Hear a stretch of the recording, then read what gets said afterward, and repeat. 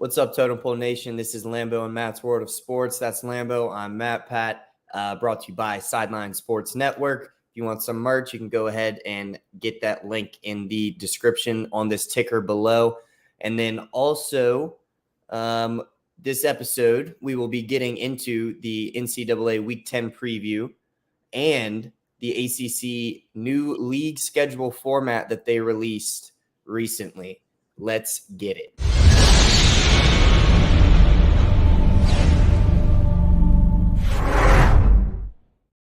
All right, Totem Pole Nations, a lot of great matchups here. All right, Week 10 is November.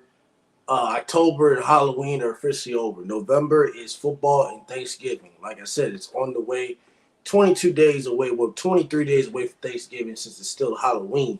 Also, the great matches we have, LSU versus Alabama will be one to watch. Washington versus USC will be a great one to watch as well. Despite USC almost losing to California, I got to get on that ass on how you don't lose to California. But first, I want to get to the ACC 17-team format. Now, earlier this year, California, Stanford, and SMU are joining the ACC as of 2024. So we're getting into a whole new system where all of the teams are joining different conferences. Some schools went against them joining. I guess it is what it is. Now, the common sense part the ACC did was kept Virginia Tech and Virginia as the rival. That rival's been going on for years and years. If they would have took that format away, I would have been highly pissed because I love that type of rivalry as a Tech fan. Now, also with Tech, they also will be playing Miami as a yearly projection. Also with the other matchups they'll play, it'll be Boston College, Syracuse, Boston College, Pitt, Syracuse, Pitt, North Carolina, Virginia, North Carolina, Duke, North Carolina, NC State, Wake Forest, NC State, Duke, Wake Forest, Virginia Tech, Virginia, Florida State, and Clemson. Oh, that'd be a great annual matchup because, I love that. Miami, Florida State, Miami, Virginia Tech, which two of the games I've been to Blacksburg. I've been to the one your freshman year in 2019 when we got blown out, and obviously the one last year where we couldn't score no points with that sorry-ass quarterback of ours. Stanford, California, Stanford, SMU, and Cal SMU.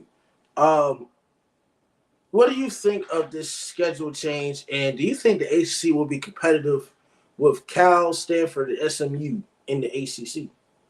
Well, they don't add much when it comes to regular greatness in football, obviously. But you look at the Stanford programs of the past, it's not a bad addition. They do have a great history, and it's just like in Virginia Tech, like they're rebuilding to get back to what they once were. I think Stanford could do the same.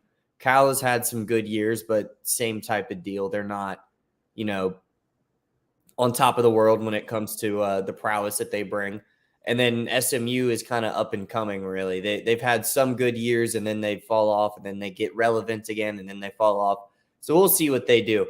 I obviously keeping the Tech and UVA rivalry going is an essential. Like if they got rid of that, there would probably be a riot outside of the ACC headquarters. You can't get rid of that. But it is, in my opinion, amazing that they brought back the annual Tech versus Miami. This used to be a really big rivalry. You look in like the 90s when they were both in the Big East, they played every year, and then Tech left for the ACC after Michael Vick, and then a couple years later, Miami joined as well. So I think that was 2004 for Tech was our first year in there, won the ACC championship right away, by the way. And I'm pretty sure Miami came in 2006. And that was a rival since I think 1953 was the first time they played. They played 40 times.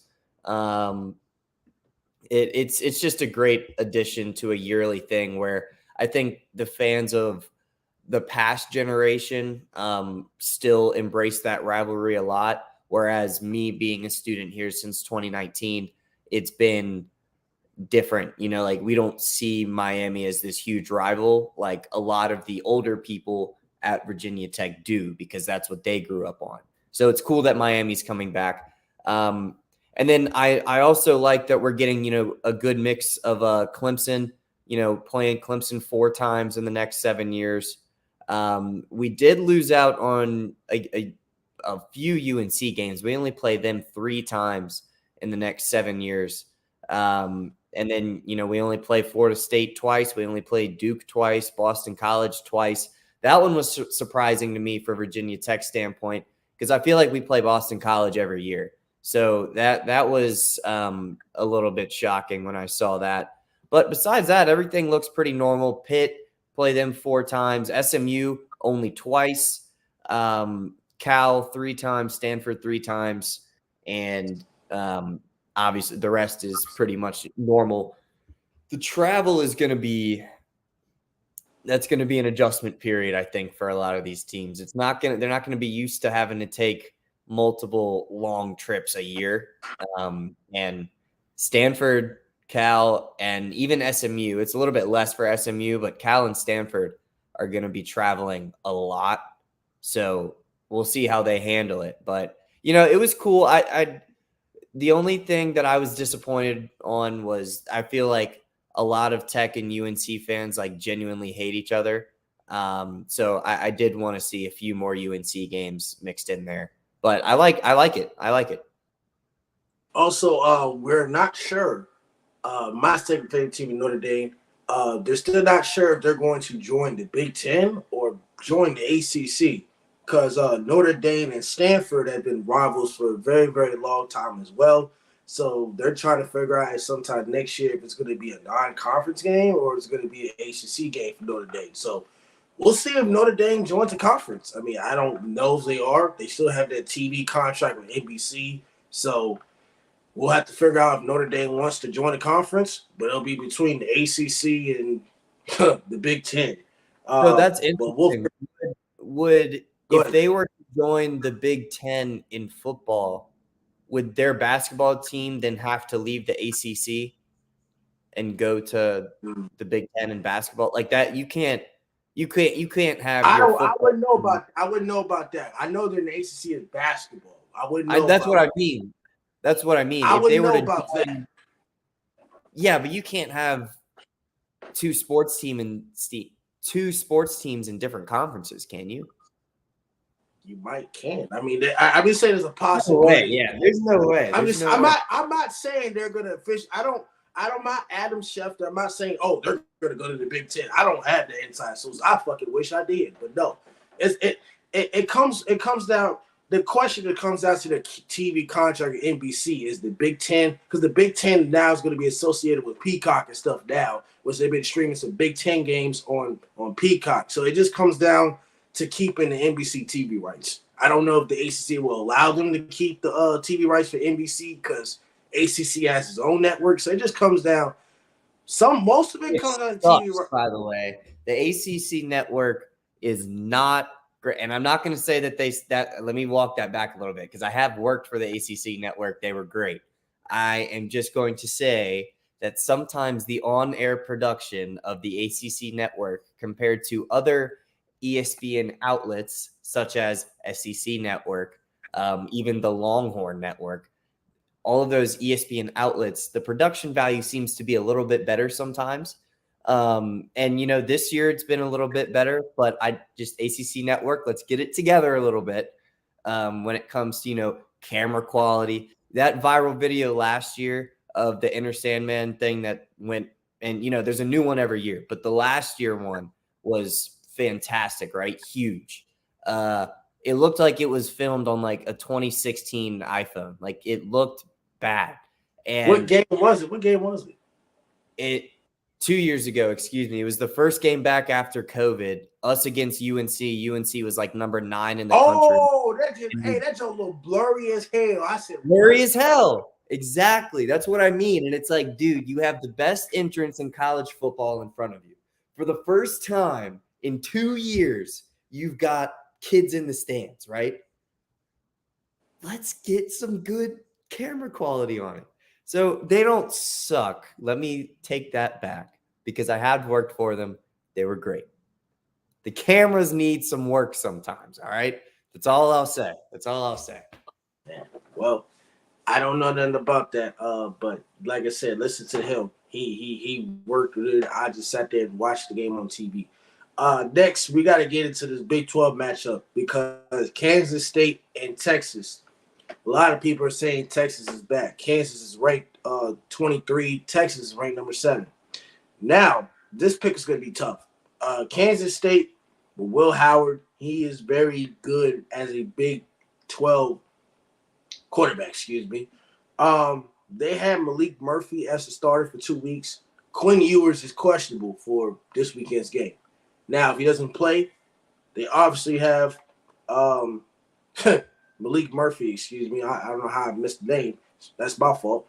He will be starting against Kansas State. Now, he's played okay against bad teams. BYU is an okay team. I wouldn't say they're bad. But Houston is not a great team. They almost lost to Houston. BYU is just overpowerful. This is a conference that they need to win games in order to keep their spot or try to get up to the top 4. They're sitting at 7. They already lost to Oklahoma 2 weeks ago or 3 weeks ago. They lose one more game. Texas is not back. Now, despite them winning or losing, I still don't believe Texas is back. Now, I have one team I have to pick. I'm going to go with Kansas State. If Quinn Ewers does not play, now, if he does play, I don't think I would change my pick. There's a lot of upsets, and it's called Upset November. We were wrong about Oklahoma and Kansas. I'm going with Kansas State to beat Texas. I'm very confident in Kansas State. They're a sleeper. They're very great on offense. They're great. They're really great on both sides of the ball. They can run the ball. They can throw the ball. I trust Will Howard. Even if Quinn Ewers plays, I trust veteran experience and Will Howard over Quinn Ewers. I'm sorry. I'm going Kansas State all the way. Got you. All right. I don't think I was expecting that. I'm going to roll with Texas. Look, I love the energy, right? I love the pick, but I don't know if I'm trusting them to. And this is no knock on them. They've played 3 phenomenal offensive games in a row. But they've played Houston, TCU, and Texas Tech, where at the beginning of the year, all 3 of those schools, I think, had some hype behind their names. But at this point, that's been erased. So I'm not diminishing what Kansas State has done. They've obviously earned the 23rd spot in the country. But I do believe at this point, Texas has earned that 7th spot. We've both been hating on Texas all year. I think that needs to come to a halt. They're, they played the same teams, so you can make the comparisons like, the Texas defense allowed way more from Houston than Houston did than Kansas State did from Houston. But then you look at you can use the same logic. Texas beat Kansas 40-14, and Oklahoma just lost to them. So I don't think you can stack up the performances because it's a different team every week. For this team this week, I can't go at home. Matthew McConaughey there waving his hand and everything. Dude, I got to go with Texas, man. I got to go with Texas. I got some questions. Remember how you talked about Quinn Ewers against certain competition, certain teams? Is whether he plays or doesn't play. Let's just say he plays. Let's just say he comes back from his AC joint in his shoulder. Do you think he'll be consistent against a Kansas State underrated defense? I mean, their run defense, I think, is underrated, but they still allowed 240 a game in the air, which if I'm doing my estimates right, that's probably the bottom 3rd in the country. So, like, I remember what I've said when it comes to Quinn, right? I'm not walking any of that back. He does have a tendency to play down to the competition. I think in this case, this is not a game where him playing down to Kansas State's level would be a bad thing. I agree with you that this is a good football team, and it's not the same as when he played like shit for the first 3 quarters of Wyoming. You know, like it's I don't think it's the same type of game as that. But I will say that if he plays at Kansas State's level, I think that they still have the best chance to win. And then the backup, I didn't think that we saw too much from him that made me lose confidence in this offense. I mean, not to he didn't get exposed yet. That's why he didn't get exposed yet. Right. That's, I mean, duh. Like if he hasn't gotten exposed yet, I'm gonna have some more confidence in him, you know. And maybe this is the game he gets exposed. But I don't think that there's any mismatches when it comes to, you know, Kansas on Texas, but I do think that not even the Texas defense who slacked a little bit against Houston, almost let them win. And there's some problems going on in that Texas secondary. They also shut down a Kansas team. They also shut down a Kansas team that already just put up 38 on a much better defense in Oklahoma. You know, like we can do this all day. They've got games where they shut down a team that just scored 38 on one of the best defenses in the country in Oklahoma, and they held them to 14. So, like, every team has showed examples of being dominant against certain teams. Like, I get it. Kansas State did just beat Houston in a shutout, I'm pretty sure, where Texas allowed them to score. I get it, but you can still flip that and use another example to prove a point that way as well. So, just for me in this game, I think regardless if Quinn plays or not, I see more of a mismatch when it comes to the Texas wide receivers against the secondary of K-State instead of the flip side where I would be less trusting in the Texas defense. Because if we want to go back even farther, a Bama team that is so highly ranked, I'm just saying if we want to go back even farther, that defense played great against a Bama team that is now rolling and making a push for their chance at an SEC championship as well. So we can pull examples all day to help prove our points is what I'm saying. All you. Well, that's why you will stick to being one pick behind me when it comes to these picks. You'll just be one game behind because this will be a game that you didn't pick correctly. And last week, you picked Colorado to beat UCLA. So this is going to be one of the games, or it might be the next game. Ladies and gentlemen, Texas A&M versus Ole Miss. Lane Kiffin, Jackson Dart. Ole Miss is 7-1. The only team they lost to was Alabama. Now, I'm not saying A&M is easy. A&M did get the starting quarterback back in Max Johnson. They're back. But Texas A&M has been very, very up and down, inconsistent. They won 3 out of the last 5 games, obviously. But I'm still not really sold on A&M. I'm not sure what type of A&M team we're going to get. I mean, we're going to get I don't know if it's a good A&M team. Like, we get up and down A&M team with the quarterbacks and the defense. I don't know. I'm more comfortable in taking Ole Miss to win in this game. I like Ole Miss's defensive line. I like their run game and the receivers. They got a great running back. Jackson Dart is hella more consistent than Max Johnson. Max Johnson, I think, just came back from injury. So I'm going to take Ole Miss. Jimbo Fisher's job is somewhat on the line, and we'll be talking about buyout contracts from Jimbo Fisher because Texas A&M at 5-3 with 3-2 in the conference is not up to expectations when they were the number 1 recruiting class 2 years ago. Yeah, that's the point I was about to make. And we've talked about their recruiting classes before as well. They've had a line of good recruiting classes coming through this program, and these guys are now the ones that are playing in the game, and it's just not coming to fruition on the field. And I don't know if the answer is to get rid of Jimbo because he is a big part of why they're getting these top recruits. So, like, I think that's kind of a double-edged sword. Like, you get rid of one issue and that's underperforming on the field, but then you could start a whole nother issue and that's recruiting. So it'll be interesting to see what the plan is for, the offseason for them. For this game in particular, I'm with you 100%. I'm way more trustworthy in what Ole Miss is going to put on the field versus Texas A&M. And that says nothing negative about Texas A&M's talent. We know that they're talented.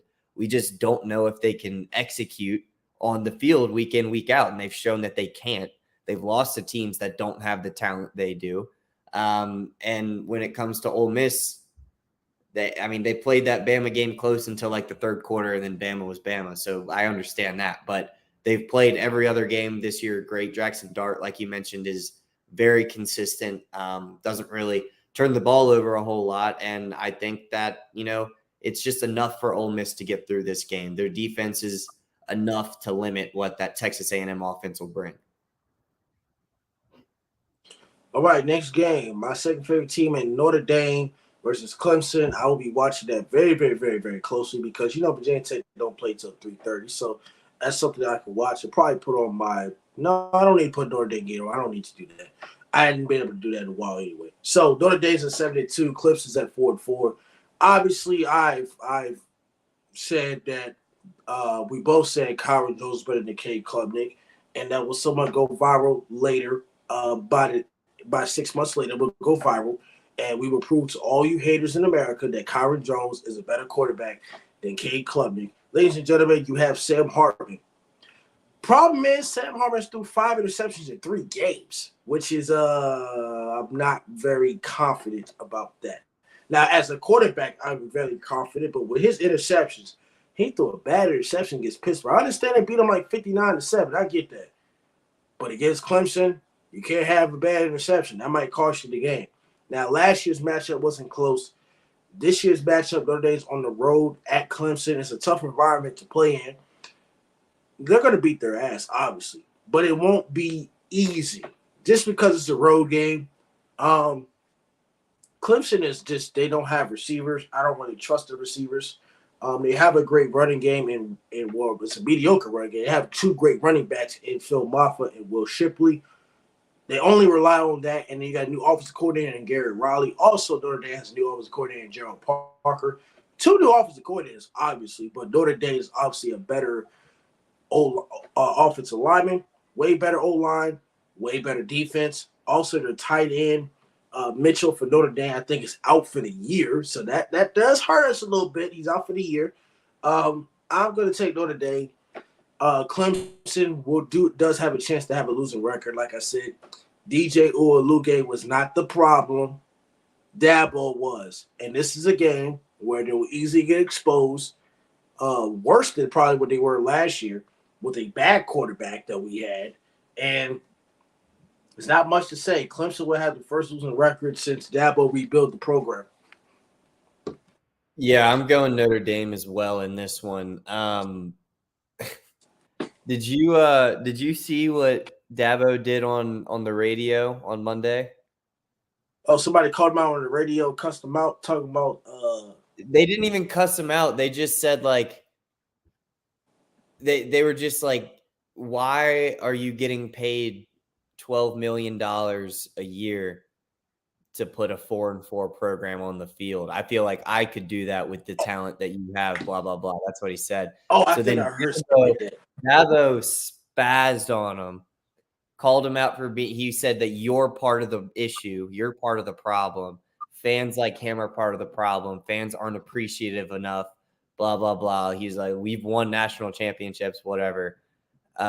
It wasn't a good look, I don't think. I'm sure you could spin it both ways. You could be like, well, this dude was calling him out and he stood his ground. Fair enough. Yeah, he did. But he also just called out like at least a quarter of your fan base. Like, you guys are part of the problem. You guys aren't like being appreciative enough of what I've done, blah, blah, blah. He's not wrong. He's not wrong. I mean, I get it. But also, like, you got to understand the landscape of college football. I mean, you had your 4 or 5 years of being relevant for a national title. They won 2. That's awesome. I'd give someone my pinky for Virginia Tech to win. Like, I would chop off my pinky for Virginia Tech to win a championship. I'm not knocking him on that. Fans should be appreciative. But the way that he went about expressing his displeasure with some of the fans, I thought was really aggressive to just lay it on them on live radio. And then also just reading the room of like the general consensus around him, the overall thought of him this year after not embracing transfer portal, not embracing NIL, and now calling out fans on the radio. And like I said, you can spin it both ways. I'm not saying that he's completely in the wrong, but this is like 3 strikes so far this year of shit he's done publicly. I think I saw the one where I think it was like a caller named Tyler from Spartansburg or something like that. Yeah. It was him. I guess he laughed about it at the end. He just laughed about it. I was like, hey, I mean, what can you really do? But I mean, I'm not saying everything. I'm not going to say he's 100% correct on this. Maybe you don't spaz on your fans like that. Obviously, he's not the only head coach that would ever do that, but he did say, like, that's why some coaches don't do radio shows or whatnot. I get it. I get a lot of frustration going on in Clemson, but half of it, he is right. Some of those Clemson fans are damn near spoiled. They expect them to win every single year, and it's just not going to happen. Your team's not going to win every single year. It's just but I think the question that he raised, that was, you are being paid $12 million this year. Why is our team that has had good recruiting classes the past 5 years, like we haven't fallen off talent-wise, why is this team sucking? And I think that is he knows the answer. He gave away DJ Uwaluga. He know the damn answer. Well, right, but I think just to defend the fan, like I think that is a completely fair question for a fan to ask a head coach of a program that the past, I mean, I guess I wouldn't ask him. I wouldn't pocket watch though. The pocket watch thing's kind of out of pocket. The $12 million. That's out of pocket. Yeah. That's like me asking you. Oh, you make this amount of money and you suck. You know what I'm saying? Or whatever you get paid. I mean, I don't pocket watch people. I understand that you don't bring it up. You don't bring up another man's money. I get it. But the general rule in the athletic world of not bringing up another man's money is when you are getting paid more than someone else and you use it to flex, right? You'd be like, oh, that's why you're only making this much. In this case, it's the opposite. It's a fan who lives in Spartansburg, South Carolina, which I'm not going to shit on a whole county, but I'm sure it's not the highest income area. And he's just calling and asking, yo, why are we giving you 12 mil to put a 4-4 team on the field with top 10 to top 12 recruiting classes for the past 3 years? I mean, we just did the Clemson video, and I said it. I was like, look, this is a team that has had consistently good recruiting classes. So now that these guys are on the field, and in many ways, Dabo not embracing NIL and not embracing the transfer portal, the direct result is hurting this team right now. So I don't think it's an unfair question to be like, you are getting you were getting a very, very top percentage of college football head coaches. You were making a very high percentile of what most of these guys make. Right? I think he's the second highest paid or second or third highest paid coach to Nick Saban. Because I think it's Nick Saban, Kirby Smart, Dabo, and I think Jim Harbaugh's going to be next. Right. So that's my point, though, right? So, like, you are one of the highest paid coaches in the country, and a lot of the other highest paid coaches in the country are getting their teams to the places that they want to go. Now, Jimbo, obviously. No, Jimbo is not the – no, he's not getting Not that. Not that. But you know what I'm saying. So that's why I thought it was a little – like, I thought it was fair of a fan to ask that question.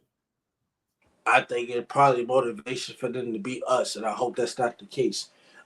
Next game, Missouri versus Georgia. Now, Georgia's obviously the best team in college football. Missouri is 7-1. They have a great quarterback. Missouri and Brady Cook. I like Brady Cook as his quarterback. I watched some Missouri. He's a junior. He's done some great things. He's not turning the ball over as much. He only has 3 interceptions of the year. Carson back, first year in the system. Without Brock Bowers, who was going to be out for like the next 4 weeks. They still got a great run game in Georgia. Georgia has great everything. Run game, defense, pass game, special teams.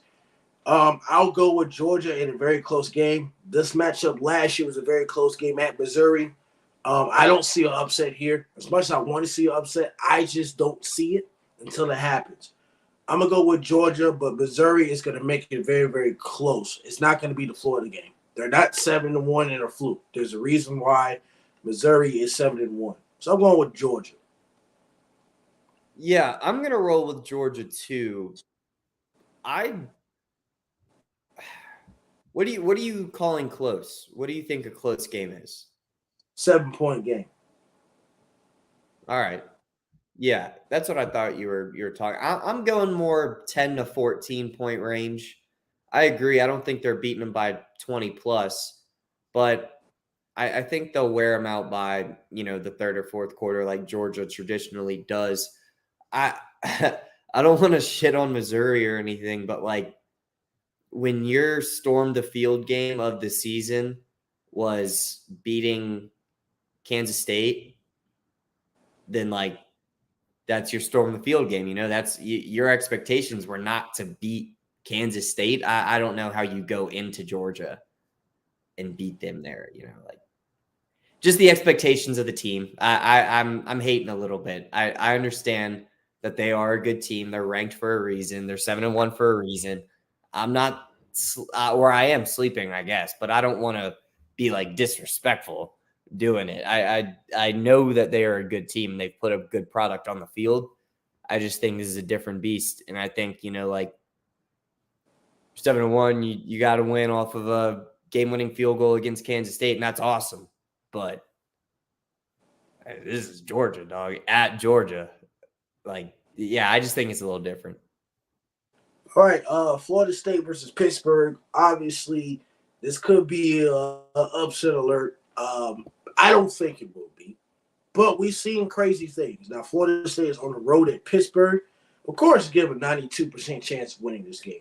Now, head coach Pat Majuzzi came out with the weirdest press conference talking about it was on him and, the roster's not the same and blah, blah, blah, blah.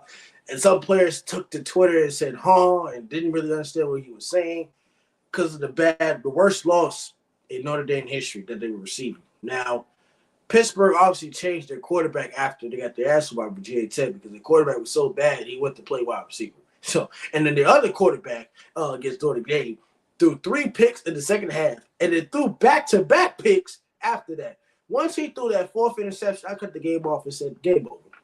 I don't like this quarterback that they have. This quarterback is awful. Florida State's going to give them a lot more trouble than what Notre Dame's going to give them. Now, Florida State do tend to play down to competition like they did against Boston College. They're up 31-10, and they almost lost the game. I'm going to take Florida State to win this game. But do not get comfortable because losing to Pittsburgh, and if you win the rest of your games, this will be your bad loss if you don't tighten up. So I'm going to go with Florida State. But don't underestimate Pittsburgh despite their quarterback problems because anybody can get upset on any given day. Yeah, I agree with that for the most part. I would say, though, that, if you have a quarterback who's played like 3 games or 4 games, whatever he's played, this guy, like you brought it up, the guy that played against Tech doesn't even play the position anymore. So, like, no shit to their coach. So, the roster isn't the same, blah, blah, blah. No shit, dude. You got a shitty roster and you got to move a quarterback to wide receiver. Like, that's on you. I would say that your evaluation of these guys wasn't exactly what you thought it was at the beginning of the year when you recruited them or whatever. So, breaking news, a coach messed up. Yeah, that I agree. That was a weird press conference to give. I don't see them having much of a chance. Now, they did beat Louisville, right? So, yes, right. So I am conceding to the point that it is like any given Saturday, a team can beat another team. But I just don't see that happening here. First off, I think Florida State is kind of a leap ahead of where Louisville is, which is what gives me a little bit of hope going into this weekend. Not too much, but I think that they are the closest team to Florida State in the ACC, and I think that they're a good amount behind them. So, I understand Pitt upset Louisville, but I don't think that's happening here. I don't think it's close. Next game, Oklahoma versus Oklahoma State. Rivalry game. Oklahoma has a new quarterback. Oklahoma State. I think played a new quarterback at Allen Bowman. He's been very, very consistent for half the season. I mean, they did change quarterbacks, obviously. Dylan Gabriel only passed for like 150-plus yards against Kansas. Oklahoma's on the road again. Oklahoma State has been a sleeper team. Now, they lost to Kansas State earlier. They struggled a little bit, but they're 6-2 for a reason. Oklahoma has had problems with Oklahoma State in the past. In this game, I like Oklahoma's offense. They've always been explosive and fast. I'm going to take Oklahoma State for the upset. Again, Oklahoma loses 2 straight in a row. Oklahoma State starts off on fire. They're at home. They've had Oklahoma's number at home. So what the history says, I'm going to go ahead and take Oklahoma State because I trust them. I trust their defense better than Oklahoma's defense. I'm going Oklahoma.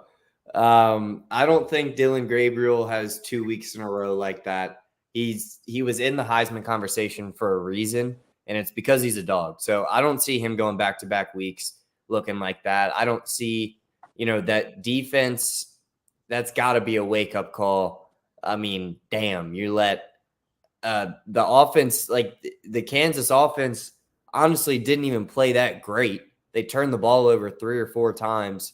The quarterback didn't throw a touchdown, and you still let him score 38. So I don't think that they go back-to-back weeks like that. I don't think they play down to their opponent in back-to-back weeks. The defense has been good this year, and obviously last week was not the best, but they have shown that this is not the same type of defense that it was in, the past era of Lincoln Riley. So, I think, that was a speed bump, and it was an ugly one. It was the first time they'd lost to Kansas in 26 years. So I think they get over that this week. I think losing to a rival for the first time in years, 26 years, that's going to light a fire underneath their asses for sure. So I don't think it's a blowout or anything, but I think Oklahoma comes out looking right in this game. All right, next game that we want to talk about, Virginia Tech versus Louisville. Upset alert, obviously. Kyron Jones has only had 1 interception for the 4 or 5 games he's played. Very consistent, 318 rushing yards.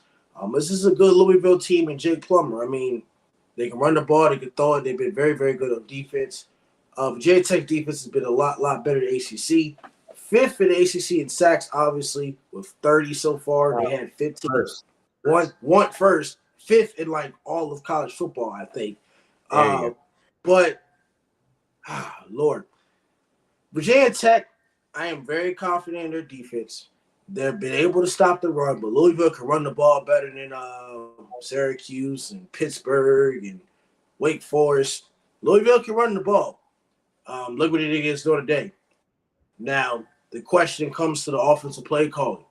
Tyler Bowen's done a great job.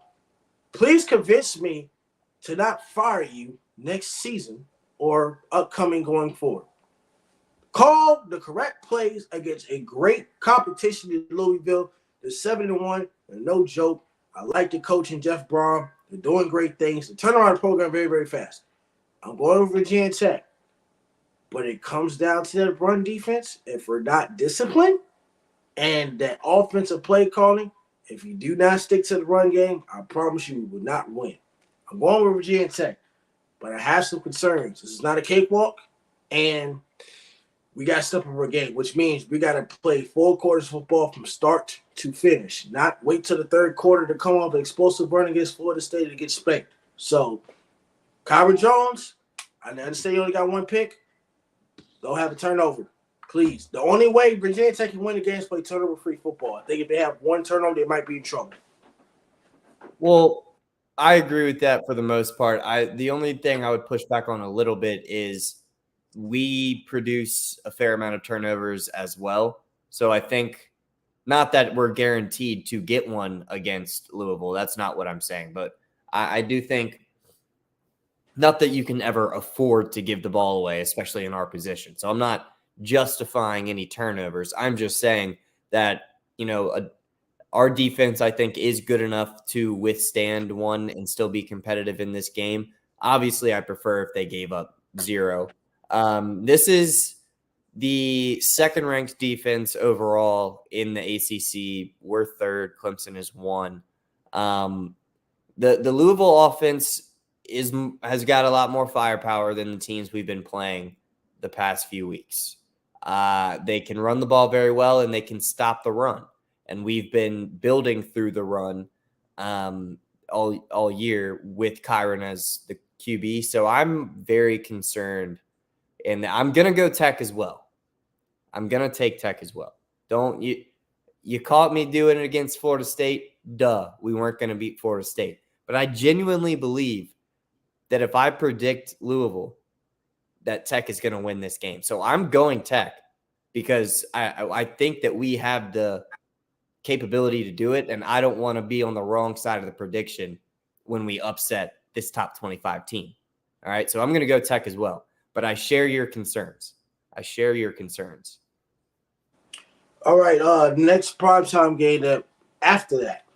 Washington. Oh, wait, one more thing. Go ahead. Sorry. Go ahead. Antoine Powell-Ryland is 5th in the country in sacks. He's got more sacks by himself than the entirety of the UVA defense. What?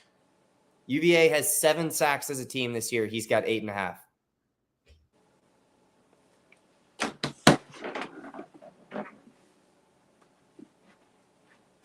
Boom.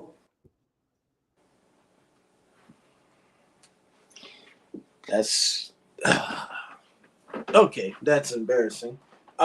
Next game, Washington versus USC. USC still sucks. They lost. They almost lost to California. It was 50-49. And imagine if Cali converted that 2-point conversion. Oh my God, we've been talking about this for a while. Washington, I've said it. Washington's been a consistent team.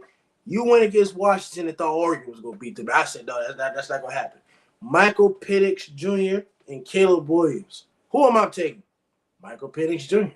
Caleb Williams has not played up to expectations for the past 3 weeks at all. He's just been slipping and slopping. The defense is not good for USC. I've been saying that. That defense of USC is god-awful. 48 on Notre Dame, 41 on Arizona, 49 on California, 41 on Colorado. I mean, they just – I don't know when they had a low-scoring game, but I think Arizona State put up a good 30 points on them as well. The defense is not good. They need to fire a defensive coordinator. In this game, I like Michael Penix. They run a pro-style offense in Washington. I'm going to take Washington to beat USC. Washington's a better team. They'll beat them at home. I trust their defense. Both of these officers average at least over a combined like 900-plus yards of offense. But if you're talking about defense, I'm taking the Washington defense over USC. I'm sorry. So I'm going Washington. Yeah, every day. Every day of the week, I'm taking that defense over USC. There's honestly not many defenses that I wouldn't. I mean, obviously I wouldn't take Colorado's over them or anything, but like their defense is pretty bottom tier in the country. So, yeah, that's a big reason that I'm going with Washington here. The mismatch, I just feel like the defense of USC is going to get there. This guy is throwing more than 400 yards a game. He's going to torch these dudes. He's going to light them on fire. I don't know how close it is because I'm not going to sleep on Caleb Williams, while I will point out his inconsistencies in the past few weeks. He's not the best college quarterback of all time. He's not that at all. Right. All that bullshit can be put aside.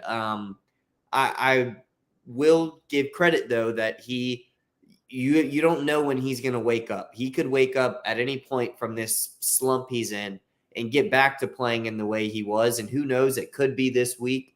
But I don't think it's enough to overcome what Penix and Washington's offense as a whole is going to do to that poor USC defense. All right, next game.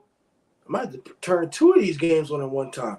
LSU versus Alabama. Oh, Lord. I forgot about that. I might rather watch LSU and Alabama than Washington and USC because, I mean, at least these teams go play some type of defense.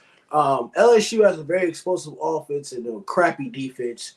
Brian Kelly, his first year as the head coach last year, he said he wanted to go to LSU to beat Nick Saban. He did it last year. I don't think he'll do it this year. LSU has overcame some problems offensively, but Alabama has gotten better offensively with Jalen Monroe. Obviously, their run game has gotten better. The offensive line still needs some work. LSU has a good defensive line, but it's still missing some guys from like earlier in the season. In this game, I'm going with Alabama. Who's the better quarterback? Jaden Daniels is the better quarterback. Who has the better defense? Alabama. Yeah. Who has the better special teams? Alabama. Alabama is just not going to lose to LSU 2 years in a row. It's just not going to happen. It's just not going to happen. I'm taking Alabama. It might be last year's game where it was very, very low scoring for 3 quarters, and then they start scoring. So I'm going to go ahead and just take Alabama to win this game because Alabama is back. They're on a roll. LSU has lost games too early in the season, and I have a feeling that their early season woes is going to catch up with them right now, especially with the loss to Florida State. I think it's going to catch up with them this week. Yeah, I'm going to go Alabama as well. It's just like this game's going to be super close. The firepower that LSU has on offense versus the third best defense in the SEC, and that's behind, I think, Georgia, and I think Texas A&M is up there too when it comes to yards allowed on defense. So I'm not sure where, but Bama's in that top 3. LSU, I mean, they're a mid defense. They're okay, but you look at the offense of Bama, and they've been pretty mid as well. Obviously, Milroe has played better since that terrible USF game. I feel like he's gotten better every week since then. But I will concede that this is still a mid-ish offense, So I'm not going to say that, the great defense of Bama is going to shut down the offense of LSU, and then the great offense of Bama is going to go against the poor defense of LSU. No, it's great on great when it comes to Bama on defense and LSU on offense, and it's mid on mid when you go Bama offense versus LSU defense. So who wins that? I'm going to go Bama, but I think it's super close. I think these teams match up a lot better or a lot tighter than most people would expect. Just because of the difference in rankings and honestly the success of LSU so far this year. But I do think that this game will be close. I think Saban's going to be nervous about losing 2 in a row to LSU, but I don't see it happening. All right, final game that we probably need to watch. Oregon State versus Colorado. DJ Uiagalelei was not the problem in Clemson. I will say it until he goes to the NFL. DJ Uiagalelei is not the problem in Clemson. Clemson problem is Dabo Swinney. Oregon State is 6-2. 6-2. Colorado is 4-4. Obviously, Matt Pat was right about Colorado. They will be 4-5 because I'm going to pick Oregon State to win this game easily. DJ Uiagalelei is a more consistent quarterback than Shedeur Sanders. Obviously, his talent may not be better, but he's been around college football long enough. I understand Shedeur went to HBCU, but as far as D1 competition level, DJ Uiagalelei has been in the big stages with Clemson before. Colorado, like I said, they need to do offensive line. That Oregon State defense is going to be all over the offensive line. Colorado can't run the ball. They only use Travis Hunter. And, I mean, their offense is, I'm not sure if they're going to go off to a fast start or not. Or they can have a lead and blow it. So I'm not very confident right now in Colorado. As much as I hyped them up earlier in the year and weeks ago, I'm going to be smart and take a more experienced team and a more experienced quarterback. Oregon State beats Colorado, and Colorado will go 1-5 for the first time in 6 weeks. So, like I said, Colorado offensive line still concerns me. Primetime said go get new linemen. I wouldn't be surprised if he changed the whole starting lineup this week. Yeah, I don't think they can change the starting lineup. They're already playing like he wasn't putting scrubs out there, like he was putting his best guys out there. So if his best guys are not good, then that's going to be an off-season thing to deal with. And then I'm going Oregon State here. I am. But I will say I don't think DJ's a more consistent QB than Shedeur. And I don't think if I'm building a team around a quarterback, I'm building it around Shedeur before I build it around DJ. 2,600 yards, 71%, only 3 picks. And that's with the pressure that he's under every single game because of how terrible this O-line is. He's got a 154 passer rating. He's been sacked 41 times for almost 400 yards. And with that, minus 400 or minus 370 yards, he is only at minus 43 on the year. So it's not that he doesn't add anything on the ground either. I mean, obviously he's not a consistent scrambler, but he can add stuff on the ground. He's very consistent through the air. And then the offensive side of the ball, or his offensive counterpart in Xavier Weaver, has 717 yards through 8 games. That's almost 100 a game. So I'm not saying that he's the best or whatever, but they've got guys on this offense to compete. And Travis Hunter as well, playing both sides. But that's the only thing I'm pushing back on is him being – I think Shedeur is a better quarterback than DJ. I just think – I mean, if you can show me something in the game or on paper that DJ can do that Shedeur can't, I would love to see it. But I think if you put Shedeur on this Oregon State team, they're doing just as well, if not better, than DJ. So I'm going Oregon State. I'm not picking Colorado, but I wanted to give Shedeur his credit because I do think he's a better QB. I'm just not worried about the QB. I said talent. I like talent-wise. I take Shedeur, but DJ has been in a big stage in a big school in a big stage before. He played at Clemson. He ain't no scrub. I'm just saying, DJ Uiagalelei was not the problem at Clemson. I'm gonna keep saying that. He just wasn't the problem. Yeah, so, but why? But why would that make you want to take him over Shedeur? Just because he's he's proving haters wrong. I'm talking about. Obviously, you're right. He's talented. He hasn't thrown interceptions. I'm talking about a whole rounded team for Oregon State. A whole rounded team, offensive line, a defense, wide That's receiver. not what you were talking about. You were talking about. That's what I meant to say. I'm sorry. Okay. That's what I meant to say. I'm saying DJ Uiagalelei, the system that he is in right now, the offensive line, the defense, the wide receiver. Now, the wide receivers are good. I'm not saying they're talented as Xavier Weaver and Travis Hunter. I'm not saying that. I'm talking about as a system built in place with not a lot of weaknesses. I'm taking that over a Colorado who struggles on offense, offensively, offensive line, run game, and their defense can't stop anybody. I'm just saying. I'm just going by that. Obviously, one-on-one, who's the better quarterback? Yeah, I'm going to take Shedeur in a video game in real life, obviously. I'm talking about the situation. Now, my fault for not saying this correctly. The situation that surrounds the quarterback right now. Shedeur is in a bad situation with a bad offensive lineman. Primetime already said it. Get new linemen. Oregon State does not have an old lineman problem. They just had a inconsistent quarterback issue. They found DJ Uiagalelei from Clemson. They lost 2 games. Colorado's dropped the last 4.